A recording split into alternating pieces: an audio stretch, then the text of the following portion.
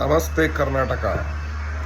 ಸೌಜನ್ಯ ಕೇಸಲ್ಲಿ ಈಗ ಭೀಮಾ ಅನ್ನೋನು ಜಾಗಗಳನ್ನು ತೋರಿಸ್ತಾ ಇದ್ದಾನೆ. ಇಲ್ಲಿ ಶವಗಳನ್ನು ಊತಿದ್ದೀನಿ ಅಂತ. ಈ ಕ್ವಶನ್ ಬಂದು ಜನರಿಗೆ ನಾನು ಕೇಳ್ತಾ ಇರೋದು, ಪಬ್ಲಿಕ್ಗೆ. ಜಸ್ಟ್ ಕಾಮನ್ ಸೆನ್ಸ್ ಯೂಸ್ ಮಾಡಿ, ಓಕೆನಾ? ಈಗ ಯಾರು ಕೊಟ್ಟಿರೋದು ಅಂತ ಭೀಮಾ ಗೊತ್ತಾ ಇಲ್ವಾ? ಗೊತ್ತು ಅಂದ ಮೇಲೆ ಫಸ್ಟ್ ತನಿಖೆ ಅಲ್ಲಿಂದ ಆದರೆ ಆಟೋಮೆಟಿಕ್ಕಾಗಿ ನ್ಯಾಯ ಸಿಕ್ಬಿಡುತ್ತೆ. ಶವಗಳು ಆಲ್ರೆಡಿ ಅವ್ರು ತೋರಿಸ್ತಾ ಇದ್ದಾರೆ, ಇವರು ಮಾರ್ಕಿಂಗ್ ಮಾಡ್ತಾ ಇದ್ದಾರೆ.